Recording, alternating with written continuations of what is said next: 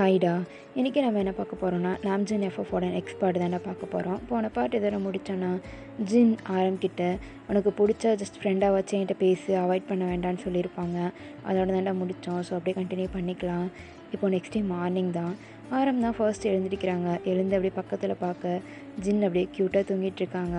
ஆரம் இதை பார்த்துட்டு லைட்டாக சிரிச்சுட்டு அப்படியே எழுந்து கீழே வராங்க. கீழே சுகா மட்டும் தான் உட்காந்துட்ருக்காங்க, யாரும் இல்லை. ஆரமும் வந்துட்டு இப்படி சுகா பக்கத்தில் உட்காடுறாங்க. அப்போது ஆரமோட அம்மா கிச்சனில் வந்துட்டு ஆரம் கிட்ட காஃபி கொடுத்துட்டு அவங்களும் போயிடுறாங்க. இப்போ சுகா ஆரம் 2 பேர் மட்டும் அப்படியே உட்காந்துட்டு பேசிகிட்ருக்க. அப்போது ஜின்னோட அப்பா அம்மா 2 பேரும் உள்ளே வராங்க. ஆரம் சுகா 2 பேரும் பார்த்துட்டு அப்படியே ஸ்மைல் பண்ணிக்கிட்டே வெல்கம் பண்ண ஜின்னும் அப்போ தான் அப்படியே எழுந்து வராங்க. எழுந்து வரப்போ ஜின்னோட அப்பா அம்மா 2 பேர் இருக்கிறத பார்த்துட்டு வேகமாக வந்து 2 பேரையும் ஹக் பண்ணிவிட்டு, என்னப்பா என்ன மார்னிங்கே வந்திருக்கீங்க அப்படின்ட்டு கேட்க, அப்போது பேசுகிற சத்தம் கேட்டு ஆரமோட அம்மாவும் வெளியில் வராங்க. வெளியில் வந்துட்டு ஜின்னோட அப்பா அம்மா இருக்கிறத பார்த்துட்டு, வாங்கண்ணா என்ன திடீர்னு மார்னிங்கே அப்படின்ட்டு கேட்குறாங்க. அவங்களும் அப்படியே ஒவ்வொருத்தங்களும் அப்படியே வராங்க. வந்துட்டு எல்லாருமே இப்படி உட்காந்து பேசிகிட்ருக்க. இப்போது ஜின்னோட அம்மா தான், அது ஒன்றும் இல்லை கிம், ஜின் சடனாக மேரேஜ் ஆகி இங்கே வந்துட்டான். ஸோ எங்களுக்கு சடனாக அவனை இங்கே அனுப்புனதுக்கப்புறம் ஒன்றுமே புரியல. அதான் ஒரு 2 days நாங்கள் ஜின்னை எங்களோட வீட்டுக்கு கூப்பிட்டு போகவா அப்படின்ட்டு கேட்க, அப்போ உடனே ஆரமோட ஃபேஸ் அப்படியே டல் ஆகுது. இதை சுகா நோட் பண்ணிவிட்டு அவருக்குள்ளே இப்படி சிரிச்சுட்டு உட்காந்துட்ருக்கேன். இப்போது ஆரமோட அம்மா தான், ஆனால் அது உடனே இல்லை, ஒரு 2 days மட்டும் ப்ளீஸ். ஏன்னா ஜின் இப்போ தான் ஊர்லேருந்தே வந்தான், வந்த உடனே சடனாக மேரேஜ், அதான் எல்லாமே உடனே முடிஞ்சதுனால எங்களால் கொஞ்சம் அட்ஜஸ்ட் பண்ண முடியல. கொஞ்சம் டைம் கொடுக்குறீங்களா? ஒரு 2 days மட்டும் அவன் எங்கள் கூட இருக்கட்டுமே அப்படின்னு சொல்ல, ஆரமோட அப்பாவும் சரி ஓகே, இங்கே ரொம்ப தூரத்துலையா இருக்குது, இங்கே தானே 2 ஸ்ட்ரீட் தள்ளினா வீடு இருக்குது, 10 minutes வந்துட போகிறோம், பரவாயில்ல கூட்டிகிட்டு போங்க அப்படின்னு சொல்கிறாங்க. ஆரம்ப அம்மா தான் அப்படியே திரும்பி ஆரம்ப பார்க்க, இப்போது ஜினோட அப்பா ஆரம்பியும் நாங்கள் எங்கள் கூட கூட்டிகிட்டு போகிறோம் அப்படின்னு சொல்கிறாங்க. இப்போ தான் ஆரம்ப அம்மாவுக்கு கொஞ்சம் ரிலாக்ஸாக இருக்குது. அவங்களும் சிரிச்சுட்டே சரி அப்போது ஓகே அப்படின்னு சொல்லிட்டு ஆரம் கிட்ட பார்க்குறாங்க. ஆரமும் அப்படியே லைட்டாக ஸ்மைல் பண்ணிட்டு ஓகே அப்படின்றாங்க. இப்போது ஜின் அம்மா தான், ஓகே ஜின் நீங்கள் போய் ரெடி ஆகிட்டு வாங்க, நாங்கள் வெயிட் பண்ணுறோம் அப்படின்னு சொல்ல, ஆரமும் ஓகே அப்படின்னு சொல்லிட்டு அப்படியே 2 பேரும் மேலே போகிறாங்க அவங்க ரூமுக்கு ரெடி ஆகிறதுக்கு. இப்போது ஜின் ஆரம் சொல்லு ஜின், என்ன உனக்கு ஓகேவா? என்ன என்ன ஓகேவா? இல்லை என்னோடய வீட்டுக்கு வர்றதுக்கு அதில் என்ன இருக்குது, எனக்கு ஒரு ப்ராப்ளமும் இல்லையே, நான் ரெடி ஆகிட்டு வந்துடுறேன் அப்படின்னு சொல்லிட்டு ஆரம் அப்படியே ரெஸ்ட் போயிடுறாங்க. ஜின்னும் சரின்னு சொல்லிவிட்டு அப்படியே ஆரமோட திங்ஸ் கொஞ்சம் எடுத்து வைக்கிறாங்க. எடுத்து வச்சுட்டே இருக்க ஆரம் அப்படியே ஃப்ரெஷ்ஷாக போயிட்டு வெளியில் வராங்க. வெளியில் வந்துட்டு ஜின்னை பார்க்க, ஜின் திங்ஸ் எல்லாம் எடுத்து பேக் பண்ண, ஆரம் என்ன பண்ணுற? ஒன்றும் இல்லை, சும்மா தான் அது திங்ஸ் கொஞ்சம் பேக் பண்ணேன். சரி ஓகே, நீ போய் ரெடி ஆகிட்டு வா, நான் மற்ற நான் பார்த்துக்கிறேன் அப்படின்னு சொல்லிவிட்டு ஜின் அனுப்பி வச்சுட்டு ஆரம் அப்படியே அந்த பேக் எடுத்துகிட்டு கீழே வராங்க. ஜின்னும் போயிட்டு அப்படியே ஃப்ரெஷ்ஷாக ஆகிட்டு கீழே வர, எல்லாருமே சாப்பிட்டுட்டு இப்போது கொஞ்ச நேரத்துலேயே ஜின்னோட வீட்டுக்கு தான் போகிறாங்க. வீட்டுக்கு போயிட்டு ஜின் அப்படியே கார்லேருந்து இறங்கி நிற்கிறாங்க. அங்கே நம்ம பேம் தான் வந்து நிற்கிது. ஜின்னு வந்த உடனே பேம் அப்படியே ஜின் மேலே ஏறிட்டு பயங்கரமாக குதிக்குது. ஜின்னும் பேம் பிடிச்சிட்டு, பேம் என்னை ரொம்ப மிஸ் பண்ணியா அப்படின்னு சொல்லிட்டு அப்படியே கொஞ்சிகிட்ருக்காங்க. கொஞ்ச நேரம் அப்படியே கொஞ்சிட்டு ஜின் அப்படியே நிமிந்து சுற்றி பார்க்க, அவள் தூரத்தில் ஒரு பர்சன் நின்றுக்கிட்டு அப்படியே ஜின்னை பார்த்து ஒரு மாதிரி த்ரெட்னிங் மாதிரி ஷைகை பண்ணுறாங்க. ஸோ கொன்னுடுவேன் அப்படிங்கிற மாதிரி. இதை ஆரமும் நோட் பண்ணிடுறாங்க. ஃபர்ஸ்ட் ஆரம் தான் அந்த பர்சனை பார்க்குறாங்க. ஆரம் பார்த்துட்ருக்கும் போது தான் ஜின்னும் திரும்பி பார்த்துருப்பாங்க. அந்த பர்சன் ஜின்னை பார்த்து அப்படியே மிரட்டுறாங்க. இதை ஆரம் நோட் பண்ணிவிட்டு, யார் இவன் அப்படின்னு சொல்லிட்டு அப்படியே திரும்பி ஜின்னை பார்த்தா ஜின் எதுவுமே நடக்காத மாதிரி ரொம்ப கேஷுவலாக நின்றுட்டுருக்காங்க. ஆரம்புக்கு இது இன்னும் ஷாக்காக இருக்குது. என்ன அவன் என்னமோ ஒரு மாதிரி மிரட்டுறான், இவன் சைலண்ட்டாக இருக்கான் அப்படின்னு சொல்லிட்டு ஆரம் அப்படியே 2 பேர்த்தையும் மாற்றி மாற்றி பார்க்க, ஆனால் ஜின் அது எதையுமே கேர் பண்ணிக்கல. அவர் பாட்டுக்கு அப்படியே உள்ளே போயிடுறாங்க. ஆரம் ஒரு செகண்ட் அந்த பர்சனை நின்று பார்த்துட்டு அப்புறமா உள்ளே போகிறாங்க. ஆரம்புக்கு ஒரு கன்ஃபியூசிங்காகவே இருக்குது, என்ன இது, இவன் ஏன் இப்படி ரியாக்ட் பண்ணுறான், யார் இவன் அப்படின்னு சொல்லிட்டு இப்படி யோசிக்கிட்டே சோஃபாவில் உட்காடுறாங்க. ஜின் பாட்டுக்கு எப்படி மேலே ரூமுக்கு போயிடுறாங்க. கூடவே ஜங்குக்கும் பின்னாடியே போயிடுறாங்க. இப்போது ஜின்னோட அம்மா தான், ஆரம் ஏதாவது சாப்பிட்றியா? இல்லைம்மா, நான் ஆஃபீஸ்க்கு கிளம்புறேன், ஒரு முக்கியமான ஒர்க் இருக்குது, அதான். ஓகேப்பா, நீ ஈவினிங் இங்கே தானே இங்கே தான்மா வருவேன் அப்படின்னு சொல்லிட்டு அம்மா ஜின் மேலே ரூம்லப்பா அப்படின்னு சொல்கிறாங்க. சரின்னு சொல்லிட்டு ஆரமும் மேலே ரூமுக்கு போக ஜின் அப்படியே ஜன்னல்கிட்ட நின்றுட்டுருக்காங்க. ஆரம் உள்ளே வரதை பார்த்துட்டு லைட்டாக ஸ்மைல் பண்ணேன். ஜின் சொல்ல ஆரம். என்ன? நான் ஆஃபீஸ் போயிட்டு வரேன், எனக்கு ஒரு முக்கியமான மீட்டிங் இருக்குது. ஓகே போயிட்டு வா. ஈவினிங் வருவல்ல? வருவேன் அப்படின்னு சொல்லிட்டு ஆரம் அப்படியே அங்கேருந்து கிளம்பிடுறாங்க. ஜின் அப்படியே ஆரம் போகிறதே பார்த்துட்டே நிற்கிறாங்க. அப்படியே பார்த்துட்டே நின்றுட்டு ஜின் அவரோட மொபைல் எடுத்து யாருக்கோ கால் பண்ண ஆப்போசிட்டில் கால் அட்டெண்ட் பண்ணிவிட்டு சொல்லு ஜின் என்ன? நைட்டு வீட்டுக்கு வா அப்படின்னு சொல்கிறாங்க. அந்த பர்சனும் ஓகே அப்படின்றாங்க. ஜின் காலை கட் பண்ணிவிட்டு அப்படியே ஸ்மைல் பண்ணிவிட்டு கீழே வராங்க. கீழே ஜின்னோட அம்மா கிச்சனில் ஏதோ பண்ணிகிட்ருக்க. ஜின்னும் போயிட்டு அவங்க அம்மாவுக்கு ஹெல்ப் பண்ணுறாங்க. ஜின்னோட அம்மா தான். ஜின் சொல்லுங்கம்மா. என்ன? நீ ஓகேவா? ஏம்மா என்னாச்சு?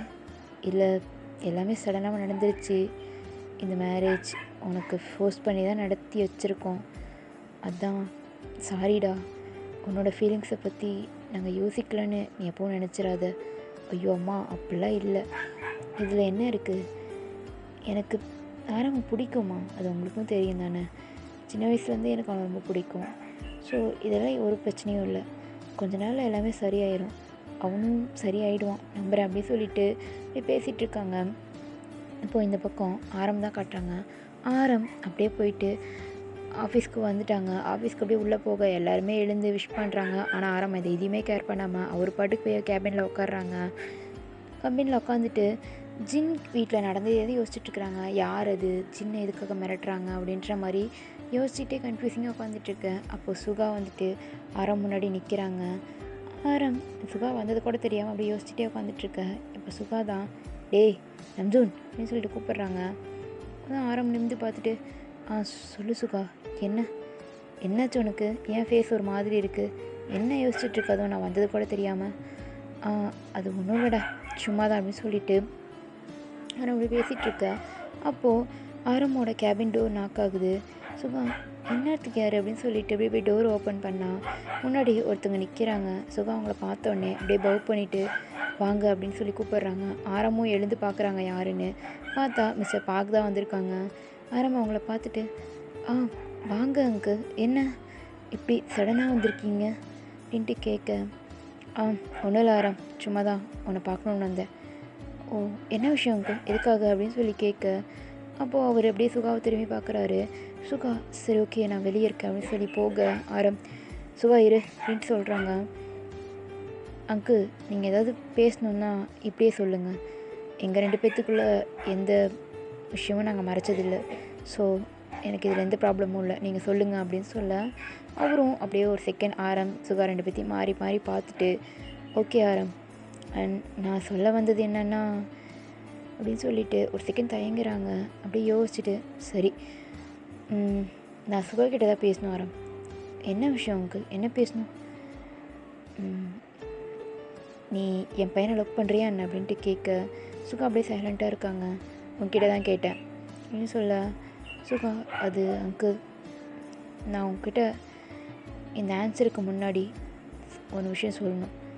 என்ன அப்படின்ற மாதிரி சுகா பார்க்க நீ யாருன்றது உனக்கு ஞாபகம் இருக்கா அப்படின்ட்டு கேட்க சுகா அப்படியே சைலண்ட்டாக இருக்காங்க. என் பையன் யாருங்கிறதா உனக்கு தெரியும் தானே? அது தெரியும் அங்கிள். அவன் என்ன கேட்டாலும் என்னால் வாங்கி கொடுக்க முடியும். அவனை நான் எப்படி பார்த்துட்ருக்கேன்னு உங்களுக்கு நல்லா தெரியும்னு நினைக்கிறேன். தெரியும் அங்கிள். எல்லாமே தெரியும். அண்டு உனக்குன்னு யாரும் கிடையாது. உன்னோட அப்பா அம்மா இல்லை வேறு ஏதாவது எதுவுமே கிடையாது. அப்போது நீ எப்படி என் பையனை நீ உண்மையாக லவ் பண்ணுறியா இல்லை அவன்கிட்ட இருக்கிற இந்த மணிக்காக? அவனுக்கு இதை பாரு, நான் ஒன்றும் முட்டாள் கிடையாது. உன்னை விட எனக்கு இந்த எக்ஸ்பீரியன்ஸ் அதிகம். நீ என் பையனை அவன்கிட்ட இருக்கிற மணிக்காக மட்டும்தான் லவ் பண்ணுறேன்னு நான் நினைக்கிறேன். அதுதானே உண்மை அப்படின்ற மாதிரி கேட்டுட்ருக்க. இப்போ ஆரம் தான் அங்கிள் ஒரு நிமிஷம் அப்படின்ட்டு கூப்பிட்றாங்க. அவனும் திரும்பிட்டு என்னென்னு மாதிரி பார்க்க என்ன சொன்னீங்க? அவன் உங்கள் பையனை மணிக்காக லவ் பண்ணுறானா? என்ன அங்கிள் நீங்கள் பெரிய பிஸ்னஸ் மேன், உங்களுக்கு நிறைய அனுபவம் இருக்குது. ஒருத்தரை பார்த்தாலே அவங்க எந்த இன்டென்ஷனில் நம்மக்கிட்ட பழகுறாங்கன்னு தெரிஞ்சுக்குவீங்கன்னு நினச்சேன். ஆனால் இவ்வளோ சீப்பாக எப்படி அப்படின்ற மாதிரி கேட்க அவரும், ஆராம் என்ன பேசுகிற அங்கிள், இது வரைக்கும் நான் உங்களுக்கு மரியாதை கொடுத்து பேசிகிட்ருக்கேன். இப்போ நீங்கள் பண்ண வேலைக்கு நான் இப்போது வேறு மாதிரி நான் உங்ககிட்ட பேச வேண்டியதாக இருக்கும். ஆராம் என்ன தெரிஞ்சுதான் பேசுகிறியா? நான் எல்லாம் தெரிஞ்சுதான் அங்கிள் பேசுகிறேன். அண்டு அவன் யாருன்னு நினச்சிங்க? நான் ஒத்துக்கிறேன், அவனுக்கு யாரும் இல்லை தான். ஆனால் அது அவன் ஆசிரமத்தில் இருந்த வரைக்கும் தான். அவன் இப்போ என்னோடய அண்ணன். அவனுக்குன்னு ஒரு ஃபேமிலி இருக்குது, அவனுக்குன்னு ஒரு தம்பி இருக்குது, அம்மா இருக்குது, அப்பா இருக்குது, எல்லாமே இருக்காங்க. புரியுதா? To you understand? அது எல்லாமே அவனோடது ஆகிடாது ஆரம். அங்கிள், அவனுக்கு அப்புறம் தான் எல்லாமே எனக்கு. அப்புறம் என்ன விஷயம்னு கேட்டிங்க? அவனுக்குன்னு என்ன இருக்குது? உங்கள் பையனை பார்த்துக்கிற அளவுக்கு அவன்கிட்ட எதுவும் இல்லைன்னு தானே நீங்கள் நினைக்கிறீங்க அப்படின்னு சொல்ல, ஆமாம் அப்படின்ட்டு அவரும் சொல்கிறாரு. இப்போ ஆரம் தான், ஒரு நிமிஷம் இருங்க அப்படின்னு சொல்லிட்டு எழுந்து பக்கத்தில் இருக்கிற கபோர்டில் ஒரு ஃபைல் எடுத்துகிட்டு வந்து அந்த பார்க்கிக்கிட்ட கொடுக்குறாங்க. அவரும் என்ன அப்படின்ற மாதிரி கேட்க, அதை ஓப்பன் பண்ணி பாருங்கள் அப்படின்னு சொல்ல, அவரும் அந்த ஃபைலை ஓப்பன் பண்ணி அதை ஃபுல்லாக படிக்கிறாங்க. அதை படிச்சுட்டு அப்படியே ஷாக்காக ஆரமையும் சுகாவையும் பார்க்குறாங்க. ஆரம், என்ன இப்போ புரிஞ்சுதா உங்களுக்கு? ஆரம், இது இங்கே பாருங்கள் மிஸ்டர் பார்க், நீங்கள் பணக்காரங்க தான், நான் இல்லைன்னு சொல்லலை. உங்கள் பையனை நீங்கள் ரொம்ப நல்லா பார்த்துக்கிறீங்க, அதுவும் உண்மை தான். அப்படி ஒரு வேளை உங்கள் பையனுக்கு நீங்கள் பெஸ்ட்டானதாக கொடுக்கணும்னு நினச்சிங்கன்னா நீங்கள் பேச வேண்டியது இங்கே இல்லை, உங்கள் பையன்கிட்ட. நீங்கள் அவன்கிட்ட போய் சொல்லியிருக்கணும் இதெல்லாம் தேவையில்லைன்னு. அதை விட்டுட்டு இங்கே வந்து ஏன் முன்னாடியே என்னோடய பிரதரை நீங்கள் எப்படி இப்படி பேசலாம்?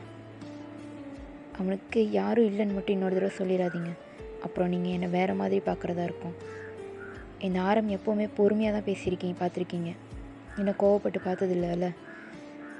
இதே மாதிரி நான் எப்போது பேசிகிட்ருக்க மாட்டேன் அங்கிள். இதுக்கப்புறம் நீங்கள் சுகாவை பார்க்குறதோ இல்லை அவனை இந்த மாதிரி சீப்பாக பேசுகிறதோ வச்சுக்காதீங்க. அப்படி ஒரு வேளை நடந்துச்சுன்னா நான் என்ன பண்ணுவேன்னு எனக்கே தெரியாது. உங்களுக்கு உங்கள் பையன் முக்கியமோ அதே அளவுக்கு தான் எனக்கு என் சுகா முக்கியம். அப்படின்னு நீங்கள் ஏதாவது பேசுனீங்கன்னு எனக்கு தெரிஞ்சால் மட்டும் அவ்வளோதான், நான் என்ன பண்ணுவேன்னு எனக்கே தெரியாது. இதுதான் உங்களுக்கு லாஸ்ட் வார்னிங். உங்களுக்கு உங்கள் பையன் இவனை லவ் பண்ணுறது பிடிக்கலைன்னா நீங்கள் உங்கள் பையன்கிட்ட போய் பேசுங்க, உங்கள் பையன்கிட்ட கன்வின்ஸ் பண்ணுங்கள், அவன்கிட்ட சொல்லுங்கள் இந்த மாதிரி ஒருத்தன் நமக்கு தேவை இல்லைன்னு. புரியுதா அப்படின்னு சொல்லி கேட்க அவர் அப்படியே சைலண்ட்டாக இருக்கார். இப்போ சுகா தான், ஆரம் போதும் சுகா நிறுத்து அப்படின்ட்டு சொல்ல சுகாவும் அப்படியே சைலண்ட் ஆகிடுறாங்க. இப்போது அந்த பார்க் தான் அப்படியே ஸ்மைல் பண்ணுறாங்க. இதை பார்க்குற ஆரம்க்கு சுகாவுக்கு ஒன்றும் புரியல, எதுக்குடா சிரிக்கிறாரு அப்படின்ற மாதிரி பார்க்க, இப்போ அவர் தான் அப்படியே அந்த ஃபைலை க்ளோஸ் பண்ணி ஆரம்கிட்டே கொடுக்குறாங்க. ஆரமும் அதை வாங்கிக்கிட்டு அப்படியே கன்ஃபியூசிங்காக பார்க்க, என்னடா இவ்வளோ நேரம் பேசிகிட்டு இருந்தவன் இப்போ சிரிக்கிறானேன்னு பார்க்குறீங்களா? அங்கிள், எனக்கு புரியுதுப்பா நீங்கள் கன்ஃபியூஸ் ஆகுறது. நானே சொல்லிடுறேன். நான் இங்கே வந்தப்போ சுகா மேலே எனக்கு ஒரு தப்பான இன்டென்ஷன் இருந்துச்சு. அவன் மணிக்காக தான் என் பையன் பின்னாடி வந்திருக்கானா, என் பையன் லவ் பண்ணுறானோன்னு நினச்சேன். ஆனால் இப்போது அவன்கிட்ட பார்த்ததுக்கப்புறம், அவனை பேசினதை கேட்டதுக்கப்புறம் எனக்கு கிளியர் ஆயிடுச்சு. அண்டு உங்கள் ரிலேஷன்ஷிப்பும் எனக்கு நல்லா புரியுது. இப்போ வரைக்கும் நீ அவனை விட்டு கொடுக்காம, ஒரு இடத்துல கூட அவனை நீ வேறு ஒருத்தராக பார்க்காம உன்னோட அண்ணனாக நீ அவனை பார்த்துருக்க. அதுவே போதும் என் பையன் அவனை மேரேஜ் பண்ணிக்க நான் ஓகே சொல்கிறதுக்கு. அண்டு நான் இப்போ அவனை ஓகே சொல்கிறதுக்கு கூட ரீசன் நீ இப்போ கொடுத்த இந்த ஃபைலோ இல்லை நீ இவ்வளோ நேரம் பேசினதோ கிடையாதுடா. நீ சுகா மேலே வச்சுருக்கிற அந்த லவ்க்காக தான். ஒரு பிரதராக நீ அவனுக்கு எவ்வளோ சப்போர்ட் பண்ணுற. அப்படி இருக்கும்போது என் பையனையும் உன் ஃபேமிலி நல்லா பார்த்துக்குன்னு நான் நம்புகிறேன் அப்படின்னு சொல்ல, இப்போ ஆரம்பிச்சிட்டே, கண்டிப்பாக அங்கிள், உங்கள் பையன் எங்கள் ஃபேமிலியில் ஒருத்தன். எங்கள் சுகா எப்படியோ அதே மாதிரி தான் எங்களுக்கு அவனும். ஸோ நீங்கள் எதை நினச்சும் ஃபீல் பண்ண வேண்டாம் அப்படின்னு சொல்ல, இப்போ அவரும் அப்படியே சிரிச்சுக்கிட்டே அப்படியே சுகாவை பார்க்குறாங்க. சுகா அப்படியே சைலண்ட்டாக நிற்க, என்ன எப்போவும் நீ எதுவும் பேச மாட்டியா இல்லை ஏதாவது சொல்லுவியா அப்படின்ட்டு கேட்குறாங்க. சுகா, அங்கிள் இது எனக்கு தெரியும், நீ ஒன்றும் என் பையனு பின்னாடி போகலை, அவன் தான் அவன் பின்னாடி வந்திருக்கான்னு. இது வரைக்கும் என் பையன் யார் மேலேயும் ஃபீலிங்ஸ் இருக்குன்னு சொல்லி பின்னாடி போனதே இல்லை. ஈவன் நானே நிறைய பேர்த்து கூட அவனுக்கு டேட்டிங் அரேஞ்ச் பண்ணுறேன்னு சொல்லி கேட்டிருக்கேன். ஆனால் அவன் அதெல்லாம் வேண்டான்னு சொல்லியிருக்கான். ஏன், அவனுக்கே தெரியும் அவன்கிட்ட பழகிற முக்கால்வாசி பேர் மணிக்காக தான்றது. அதனாலேயே அவன் ரொம்ப டிஸ்டன்ஸ் மெயின்டைன் பண்ணுவான். ஆனால் அவன்கிட்ட இருந்து ஃபர்ஸ்ட் டைம் க்ளோஸ் ஆனது நீ மட்டும்தான். அதனால தான் செக் பண்ணுறதுக்காக தான் நான் இங்கே வந்தேன், உண்மையாகவே நீ அவனை லவ் பண்ணுறியான்னு. ஆனால் நான் வந்ததுலேருந்து இப்போ வரைக்கும் நான் இவ்வளோ பேசினதுக்கப்புறமும் கூட நீ நான் அவனை லவ் பண்ணுறேன்னு சொல்லவே இல்லை. அப்போவே புரிஞ்சுக்கிட்டேன் உனக்கு தேவை அவன் மட்டும்தான், அவனோட மணி கிடையாதுன்னு. ஸோ நான் ஓகே சொல்கிறேன் உங்கள் மேரேஜ்க்கு. சீக்கிரமாக உங்கள் பேரண்ட்ஸை கூட்டிகிட்டு வீட்டுக்கு வந்து பேசுங்க. அப்புறம் ஆரம், சொல்லுங்க அங்கிள். நான் உங்ககிட்ட தான் சாரி கேட்கணும். ஏன்னா அவன்கிட்ட கேட்குறத விட உங்ககிட்ட கேட்குறது தான் சரியாக இருக்கும்னு நினைக்கிறேன். I am really sorry. நான் வேணும்னு ஹர்ட் ஆகிற அளவுக்கு பேசலை. என் பையனை மேலே இருக்கிற கேரிங்கில் தான் நான் பேசிட்டேன் அப்படின்ட்டு சொல்ல ஆரம்பம் இட்ஸ் ஓகே அங்கிள், பரவாயில்ல விடுங்க அப்படின்னு சொல்கிறாங்க. பேசிட்டு அவரும் அங்கேருந்து கிளம்பிடுறாங்க. இப்போ சுகா தான், ஆரம் சொல்லு சுகா, என்ன அந்த ஃபைலை கொடு. எதுக்கு கொடுன்னு சொன்னேன் அப்படின்ட்டு கேட்க ஆரம்பம் அந்த ஃபைலை சுகா கிட்டே கொடுக்குறாங்க. சுகா அந்த ஃபைலை வாங்கி பார்க்குறாங்க. பார்த்துட்டு அப்படியே ஆரம்பம் முறைக்க சிரிச்சுக்கிட்டே, எதுக்கு இப்போ முறைக்கிற, என்னடா இது, என்ன இதுன்னா இது உன்னோடது தான். ஆரம், நான் தான் உங்ககிட்ட சொன்னேன்ல எனக்கு இதெல்லாம் எதுவும் தேவையில்லைன்னு. இங்கே பாரு சுகா, நான் உங்ககிட்ட ஆல்ரெடி சொல்லிட்டேன், இது உன்னோடது. நீ ஆசைப்பட்டேன்றதுக்காக தான் இந்த கம்பெனியை நான் ரன் பண்ணிகிட்ருக்கேன். இந்த கம்பெனியோட ஃபுல் ஷேர் ஹோல்டரும் நீ தான். ஜஸ்ட் நான் அதில் ஒரு பார்ட்னர் மட்டும்தான், புரியுதா? இது முழுக்க முழுக்க உன்னோடது, இது உனக்கு சொந்தமானது. நீ எந்த சூழ்நிலையிலையும் யார் முன்னாடியும் இதோ இப்போ நடந்துச்சே இந்த மாதிரி நிற்கக்கூடாதுன்னு நினைக்கிறேன். ஒரு பிரதராக நான் உனக்கு பண்ணணும்னு நினச்சிது. ஆனால் இது எனக்கு தேவையில்லை ஆரம், ஆனால் எனக்கு வேணுமே சுகா. ஆல்ரெடி அப்பா அவங்ககிட்ட சொன்னார் அவரோட கம்பெனியை டேக் ஓவர் பண்ணிக்கோன்னு சொல்லிட்டு. ஆனால் நீ தான் இல்லை வேண்டான்னு சொன்ன. தனியாக பிஸ்னஸ் பண்ணுன்னு சொல்லி அமௌண்ட் கொடுத்தப்பையும் நீ வாங்க மாட்டேன்னு சொல்லிட்ட. ஸோ அதுதான் உன்னை எப்படி செட்டில் பண்ணுறதுன்னு எனக்கு தெரியல. அதனால தான் நான் தனியாக பிஸ்னஸ் ஸ்டார்ட் பண்ணேன். ஸோ அதில் உன்னை ஃபுல் டைம் பார்ட்னராக நான் சேர்த்துட்டேன், அவ்வளோதான் அப்படின்னு சொல்கிறாங்க. சுகா, ஏன் ஆரம் இப்படி பண்ணுற? ஏன் பண்ணுறேன்னா because you are my brother. ஆனால் ஆரம், இங்கே பாரு சுகா, எனக்கு புரியுது நீ என்ன சொல்ல வரேன்னு. நீ உன்னோட பாஸ்ட்லேருந்து இன்னும் வெளியில் வரல, உனக்கு அப்பா அம்மா கிடையாது, நீ ஆசிரமத்தில் இருந்து ஐ நோ. பட் இப்போது உனக்குன்னு ஒரு ஃபேமிலி இருக்குது. உனக்குன்னு நான், டே, அப்பா அம்மா, இப்போ ஜின் எல்லாருமே இருக்கும், புரியுதா? இன்னமும் நீ அதிலே நின்றுட்டுருக்காத, அதை விட்டு வெளியில் வா. நீ எங்கள் எல்லாரையுமே உன்னோட ஃபேமிலியை தானே பார்க்குற. அஃப்கோர்ஸ் நீங்கள் எல்லோரும் தான் என்னோடய ஃபேமிலி, நீங்கள் மட்டும்தான் இப்போ என்னோடய லைஃப். அப்புறம் என்னடா பிரச்சனை உனக்கு? அதுக்காக இது ஒரு பெரிய விஷயமே இல்லை சுகா, புரியுதா? இதை நீ பெருசாக எடுத்துக்கிட்டு எதை பற்றி யோசிச்சுட்ருக்காத. இது உன்னோட கம்பெனி அண்டு புரியும்னு நினைக்கிறேன் இது யாரோடதுன்னு அப்படின்னு சொல்லிட்டு ஆரம்பிச்சிருக்க. நீ இருக்கியே, இதுக்காக தான் நீ என்ன இந்த கம்பெனியோட பொறுப்பேற்றுக்க சொன்னியா, சிஇஓவாக இருக்க சொன்னியா? ஆமாம், இப்போவும் நீ தான் இந்த கம்பெனியோட சிஇஓ, நான் ஜஸ்ட் சும்மா டெம்ப்ரரி அப்படின்னு சொல்லிட்டு சிரிக்கிறாங்க. சுகா, உன்னை அப்படின்னு சொல்லிட்டு அப்படியே அந்த ஃபைலே அடிக்க ஆரம்பிச்சிருச்சுக்கிட்டே, சரி சரி போதும், சரி இன்றைக்கி ஒரு முக்கியமான மீட்டிங் இருக்குதுன்னு சொன்னல, என்ன அது அப்படின்னு சொல்லிட்டு கேட்க, பாரு நானே மறந்துட்டேன் அப்படின்னு சொல்லிட்டு அப்படியே 2 பேரும் ஒர்க் பண்ண ஸ்டார்ட் பண்ணிடுறாங்க. இப்படியே தான் ஈவினிங் ஆகிடுது. இப்போது ஆரம் சுகா 2 பேருமே ஒர்க் முடிச்சுட்டு ஆரம் நேராக ஜின்னோட வீட்டுக்கு தான் வராங்க. ஆல்ரெடி ரொம்ப லேட் ஆகிடுச்சு, 10 o'clock மேலே ஆகிடுச்சு. ஸோ வீட்டுக்கு வந்துட்டு அப்படியே காரை ஸ்டாப் பண்ணிவிட்டு, ஐயோ ரொம்ப லேட் ஆகிடுச்சு, எல்லாம் தூங்கியிருப்பாங்களோ அப்படின்னு சொல்லிட்டு அப்படியே யோசிச்சுக்கிட்டே டோர் பெல்லை ப்ரெஸ் பண்ணுறாங்க. டோரும் ஓப்பன் ஆகுது. பார்த்தா ஜின்னோட அப்பா தான் டோர் ஓப்பன் பண்ணுறாரு. ஆரம், அங்கிள் சாரி டிஸ்டர்ப் பண்ணிட்டேனா? அதெல்லாம் ஒன்றும் இல்லைப்பா, நீ உள்ள வா அப்படின்னு சொல்லி கூப்பிட்றாங்க. அவரோட உள்ளே போயிட்டு, சாரி அங்கிள், இல்லைப்பா ஒன்றும் இல்லை, நான் உனக்காக தான் வெயிட் பண்ணிக்கிட்டு இருந்தேன். ஸோ ஜின் முன்னாடியே தூங்க போயிட்டான், கொஞ்சம் ஹிட்டேக்காக இருக்குன்னு சொல்லிட்டு. ஸோ அதான் நீ வருவேன்றதுக்காக வெயிட் பண்ணிகிட்டு இருந்தேன். நீ எதாவது சாப்பிட்றியா? இல்லை நான் சாப்பிட்டுட்டேன். ஓகேப்பா, நீ போய் ரெஸ்ட் எடு, நானும் போகிறேன் அப்படின்னு சொல்லிட்டு அவரும் அங்கேருந்து கிளம்பி போயிடு.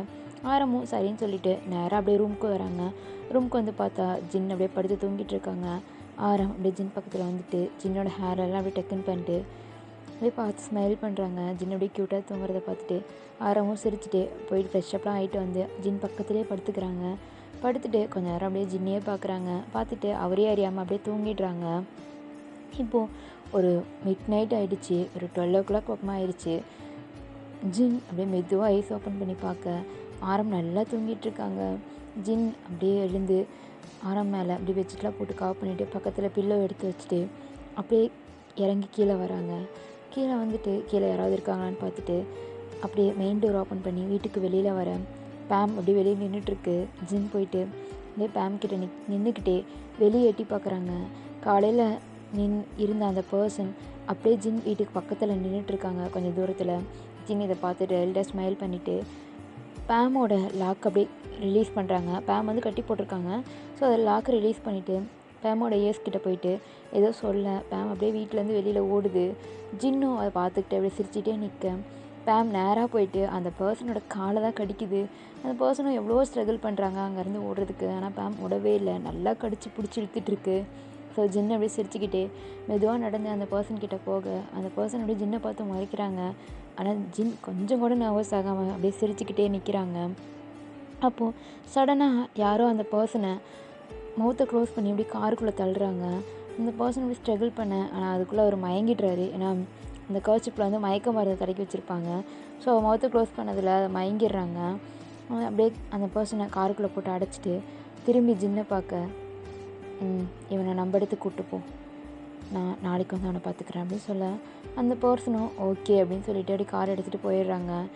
இப்போது ஜின் தான் அப்படியே பேமை கூட்டிகிட்டு வராங்க. கூப்பிட்டு வந்துட்டு திரும்ப பேம் அப்படியே கட்டி போட்டுட்டு திரும்ப ஒரு வீட்டுக்கு போயிட்டு ரூம் டோர்லாம் லாக் பண்ணிவிட்டு திரும்ப ஒரு கிளைண்ட்ஸ் யாராவது இருக்காங்களா அப்படின்னு பார்த்துட்டு மெதுவாக போயிட்டு ஆரம் பக்கத்தில் படுத்துக்கிறாங்க.